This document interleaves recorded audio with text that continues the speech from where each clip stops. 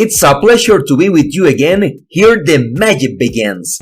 Es un gusto estar contigo de nuevo. Aquí empieza la magia. This is episode number 24, which is part of the series called Walk and Learn.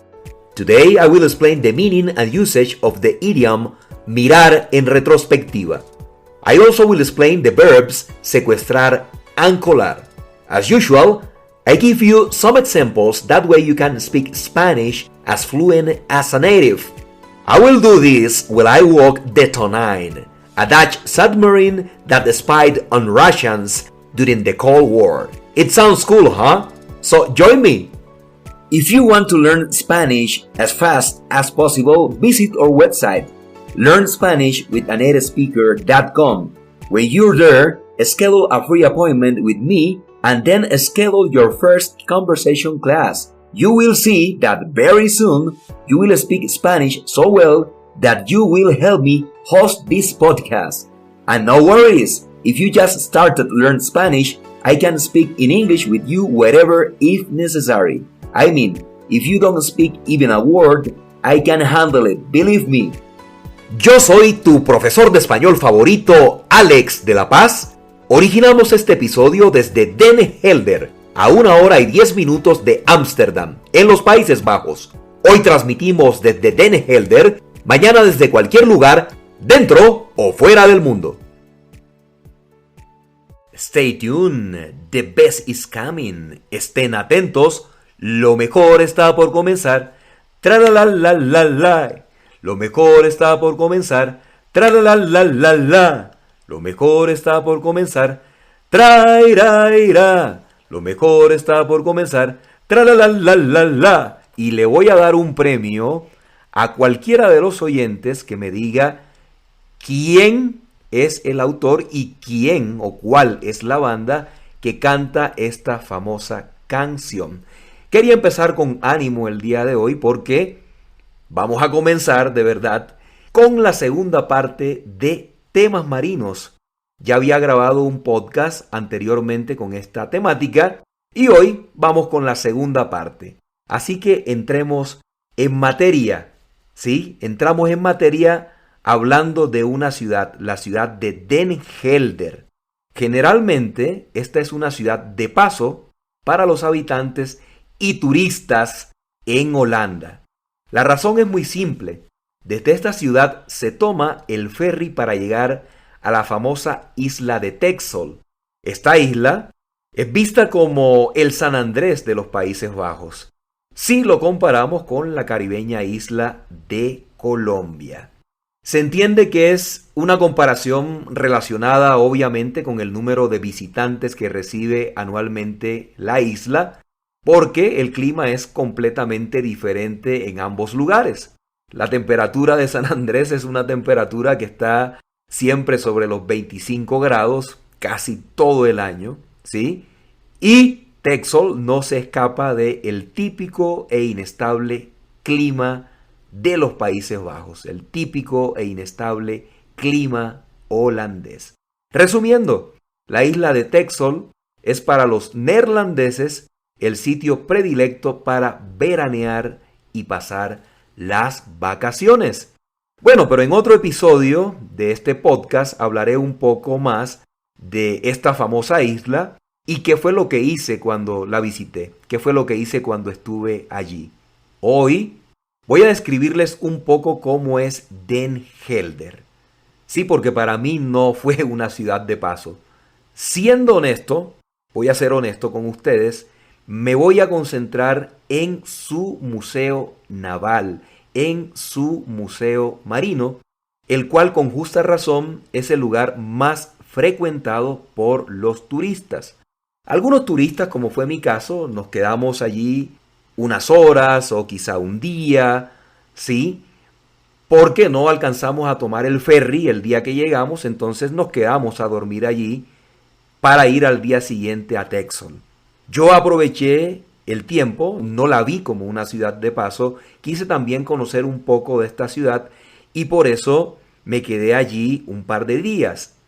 Y uno de esos días fui al Museo Naval, fui al Museo Marino. Y nunca voy a olvidar esta hermosa ciudad holandesa, porque en ella entré por primera vez a un submarino. Así es. Y no fue un submarino cualquiera, estoy hablando del submarino Tonijn. Yo sé que mi pronunciación de Dutch no es muy buena, pero más o menos suena así la palabra y traduce tuna, el submarino tuna en español. Tuna es una fruta que se encuentra en América, especialmente en México, ¿sí? Aunque también se encuentra en otros países de Latinoamérica. La tuna tiene una figura más o menos parecida a la de los submarinos.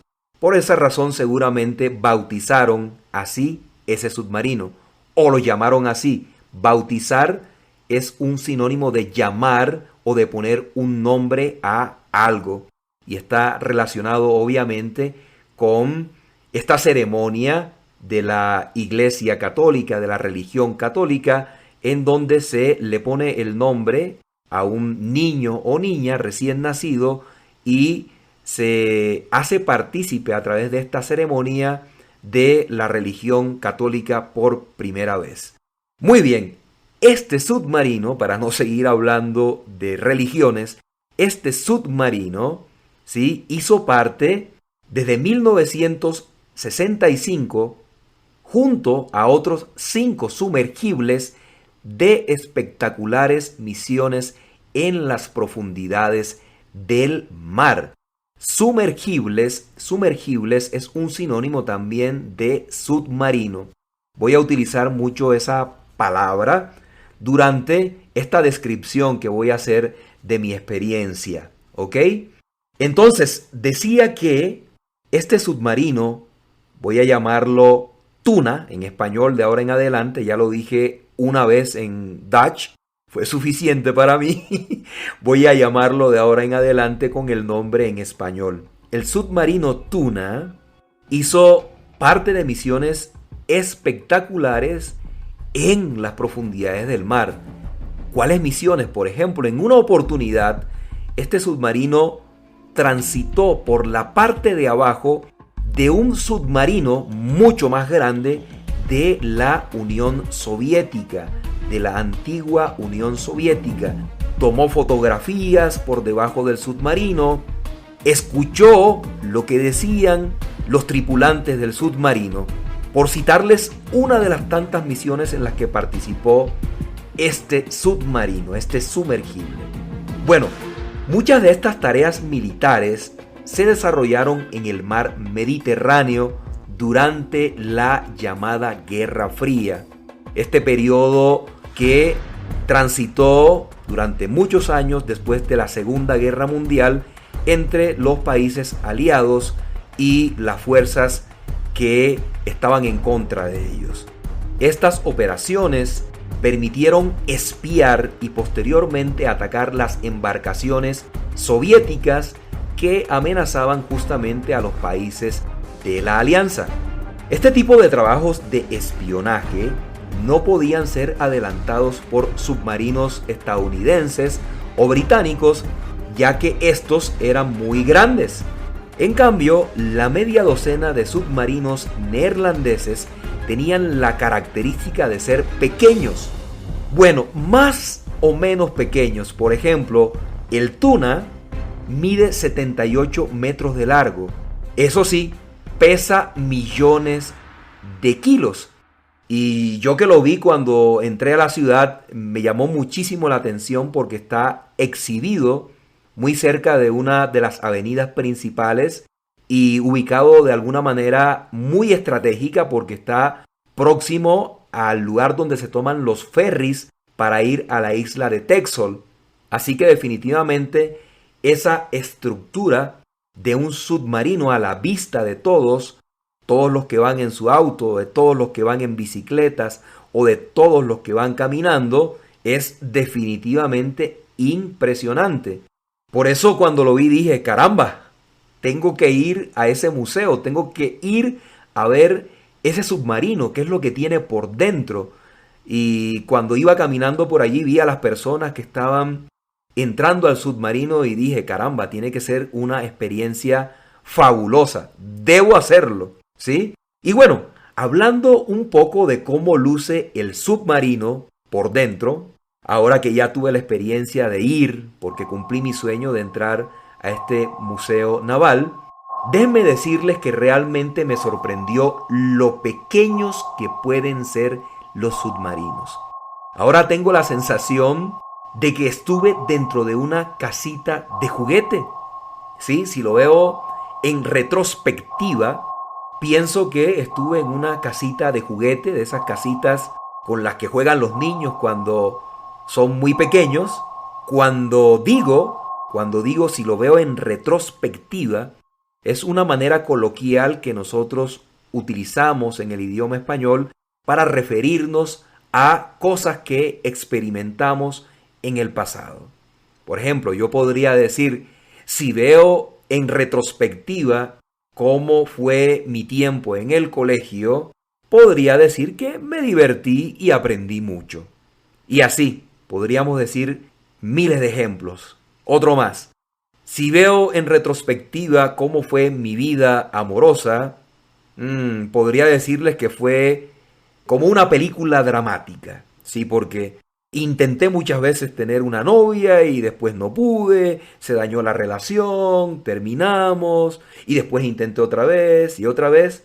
Entonces, si lo veo en retrospectiva, eso pudo ser como una película dramática, ¿correcto? Ahora no, ahora soy completamente feliz. Pero bueno, estoy hablando de el pasado.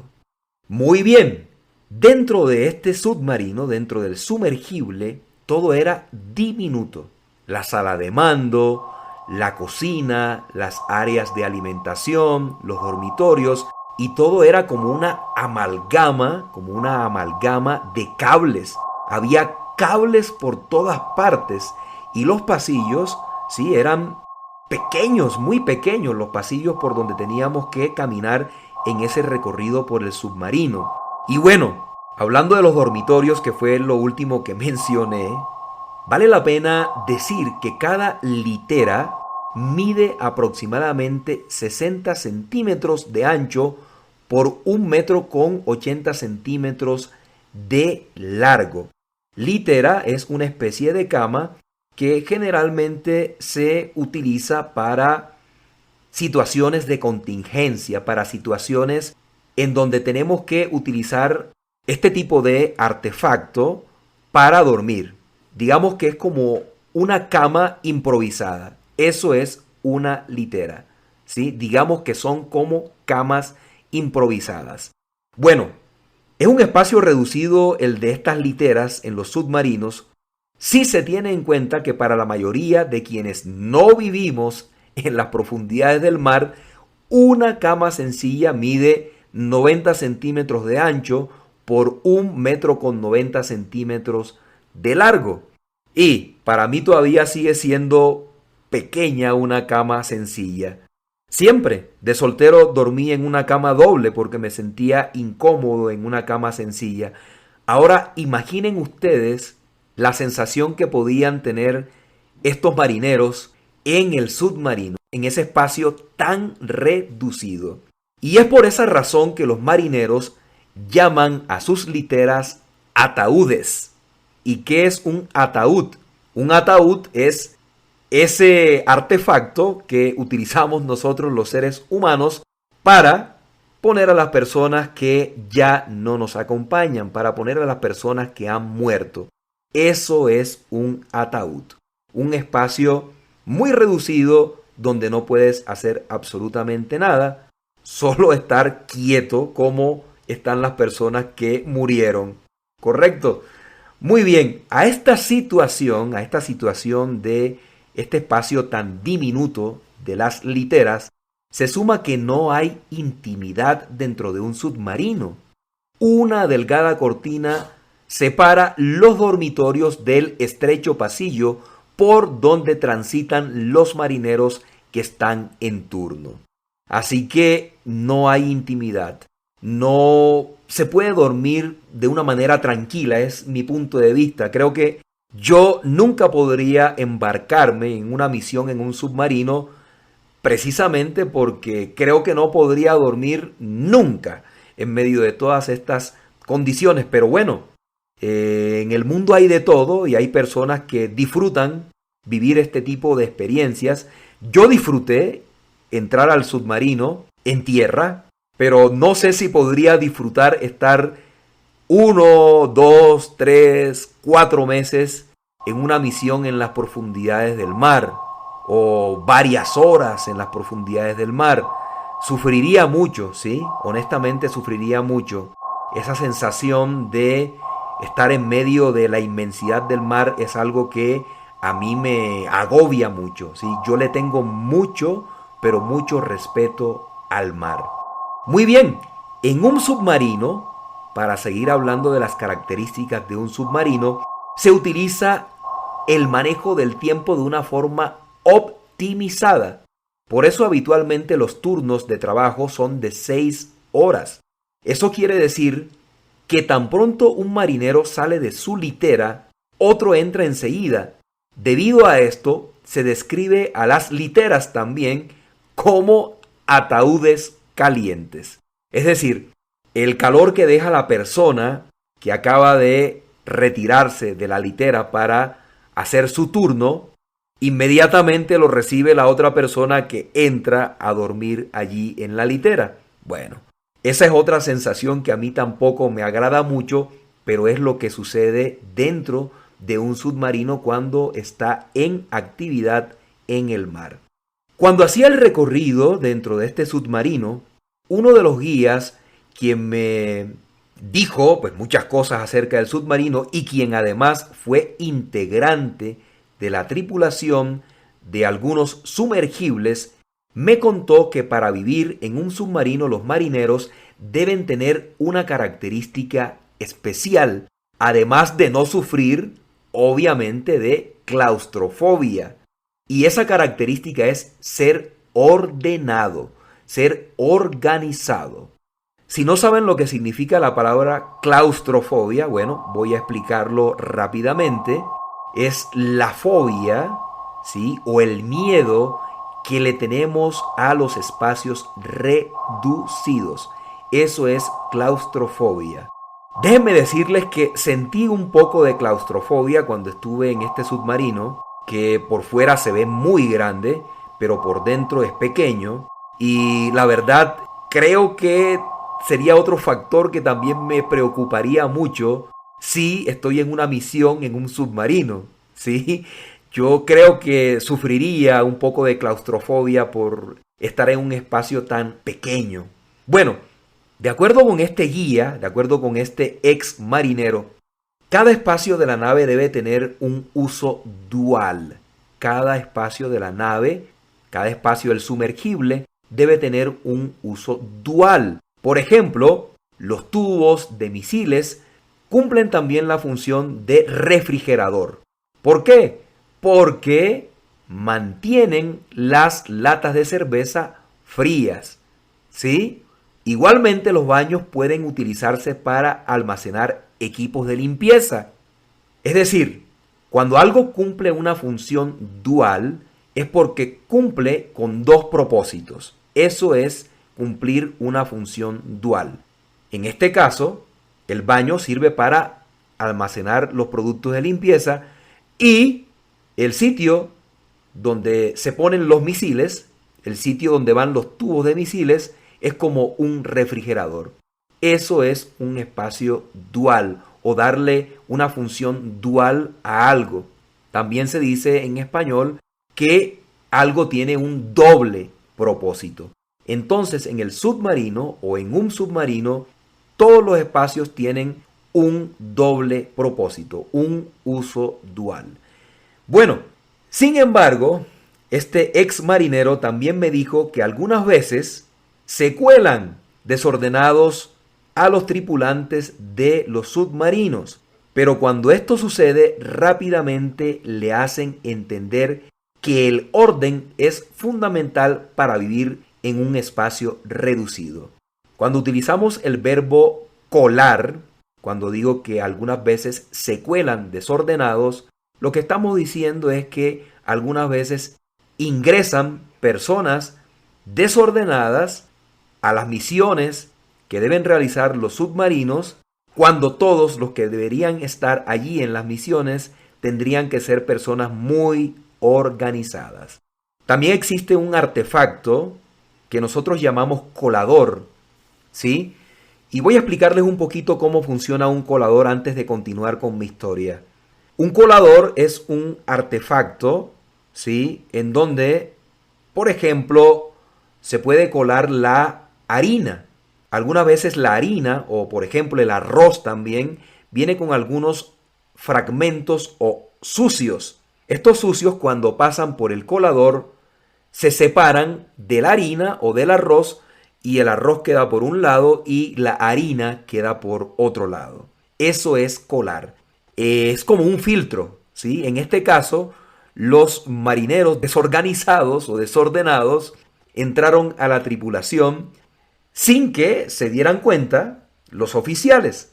Pero, una de las estrategias que utilizan, me contó este ex marinero, una de las estrategias que utilizan los tripulantes de un submarino para organizar a los desordenados es esconder los objetos que dejan fuera de los sitios indicados.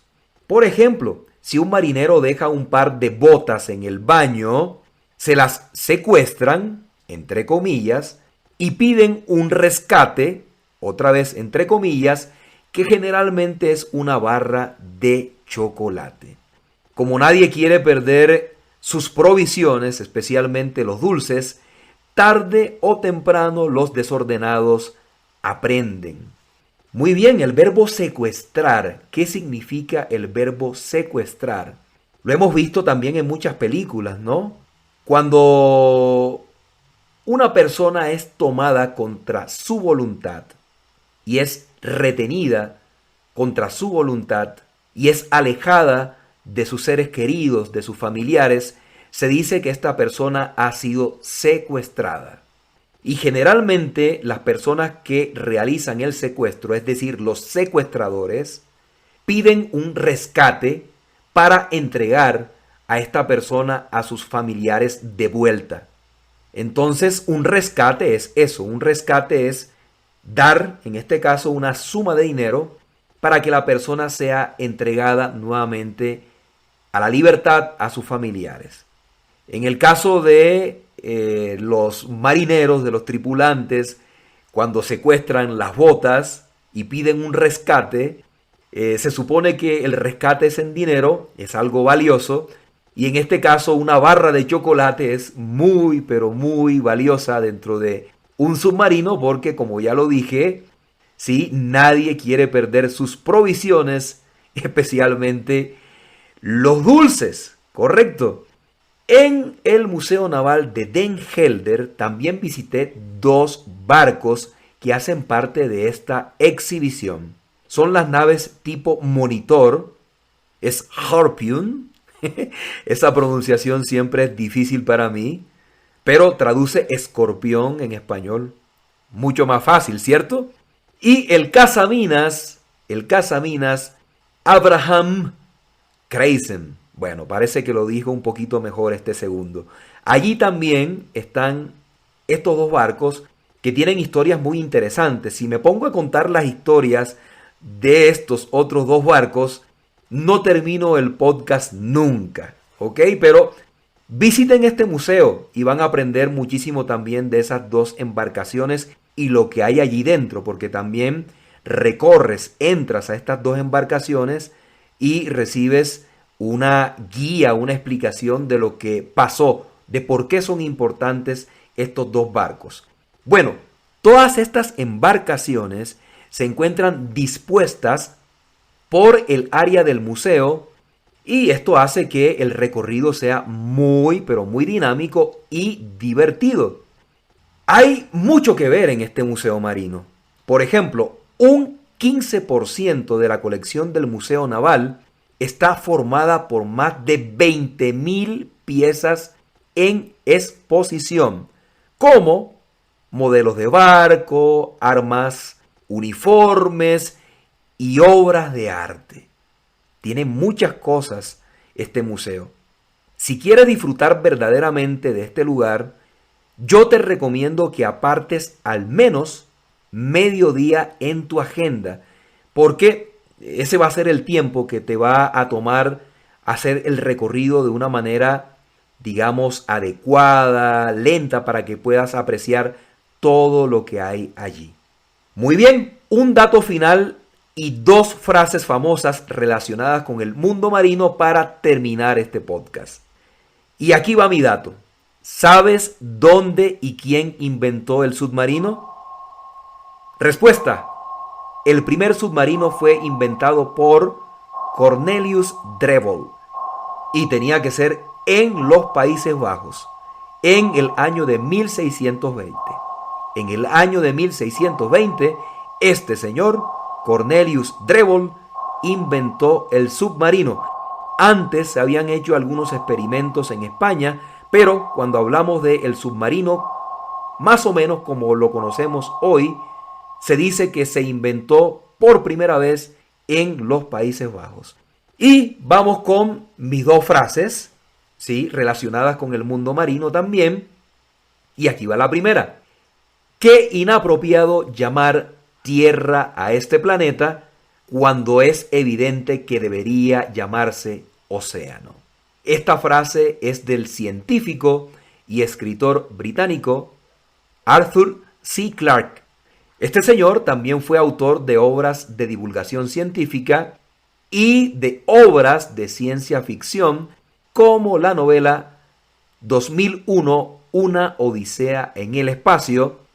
Y también este señor, el señor Arthur C. Clarke, fue co-guionista de la famosa película que lleva el mismo nombre, un film que fue dirigido por uno de mis cineastas favoritos de todos los tiempos, el señor Stanley Kubrick. Muy bien, y es muy cierto, esta frase es muy cierta porque este planeta está conformado por un 70% de agua y el resto es la Tierra, ¿sí? Tal vez es una manera un poco egoísta de pensar, porque nosotros vivimos en el fragmento que hace parte del planeta, que es la Tierra, pero la mayor parte de este planeta es agua. Por eso debemos cuidar el agua, ¿sí? Y la frase final es la siguiente.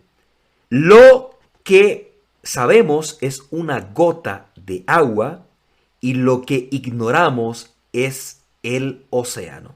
Esta frase es del físico londinense Isaac Newton, quien además es el autor de la ley de gravitación universal, también conocida como ley de gravedad o ley de la gravedad.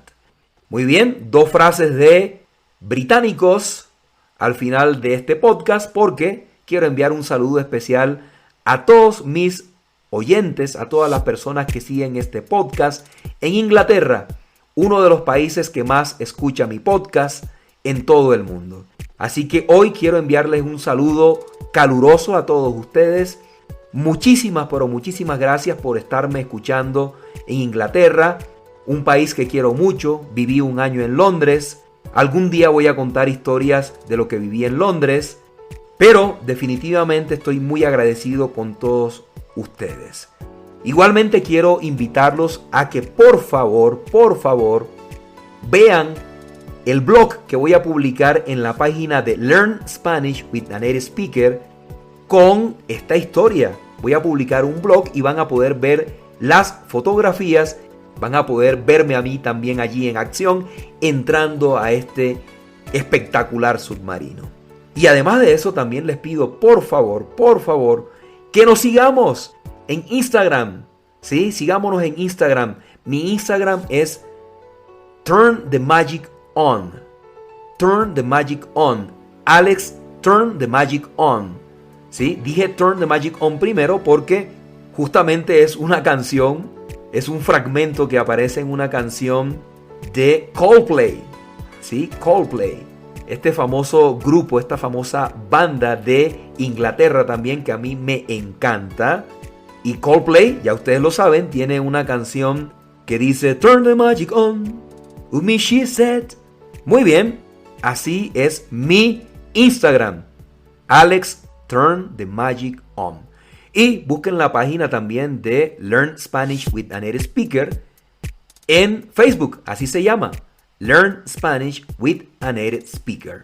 Y por favor, les pido que también me regalen un café, me regalen una pequeña donación en Patreon. Una donación, la más pequeña de los niveles que tengo en mi Patreon, es de $3. Eso no alcanza realmente ni para una taza de café, pero a mí me va a ayudar muchísimo a seguir haciendo este tipo de contenidos, a seguirle llevando a todos ustedes estas historias que les van a ayudar a mejorar su nivel de español.